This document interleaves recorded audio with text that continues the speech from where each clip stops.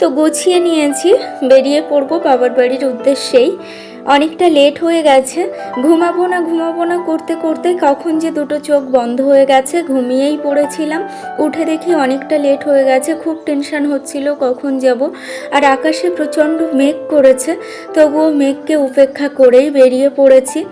যে কোনো মুহূর্তে বৃষ্টি নামতে পারে, কি মেঘ করেছে দেখুন পশ্চিম দিকে। যা হোক, বেরিয়েই তো পড়েছি, গিয়ে পৌঁছবো যে কোনোভাবে। যেহেতু একা যাব তাই একটু টেনশানেই হচ্ছিল যে কিভাবে যাব, এত মেঘ করেছে। এসে অটোতে বসেছি। আর আজকে ভাগ্যটা খুব ভালো জানেন তো, যেখানে যেভাবে গেছি সাথে সাথে গাড়ি পেয়েছি, সাথে সাথে খেয়া পেয়েছি।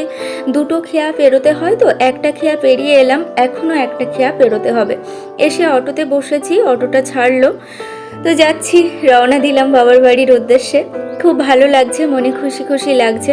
আর মেয়েরা পূজার সময় বাপের বাড়ি যাবে, সেটা তো অনেক আনন্দের, তাই না? যেতাম সপ্তমীতে, কিন্তু সেটা আর হয়ে ওঠেনি।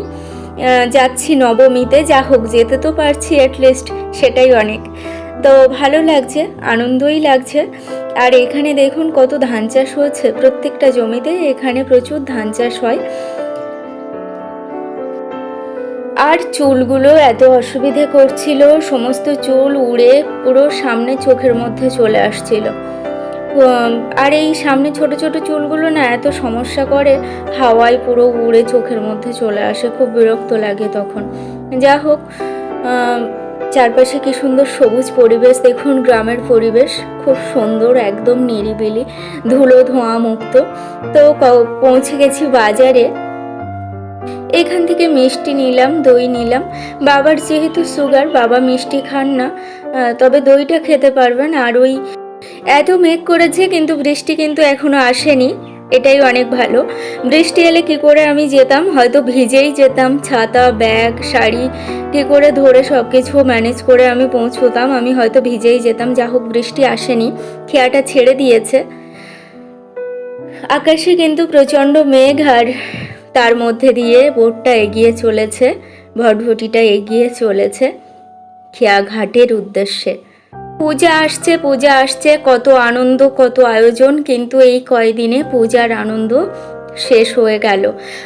আর মাত্র দুটো দিন, নবমী দশমী দুটো দিন। মা দুর্গা আসছেন, পূজা আসছে, এটা অনেকটা আনন্দের। কিন্তু পূজা এসে গেলে বা মা দুর্গা এসে গেলে কিন্তু সেই দিনগুলো খুব তাড়াতাড়ি শেষ হয়ে যায়। আজ তো নবমী, আর পরের দিন দশমী, ব্যাস হয়ে গেল পূজা।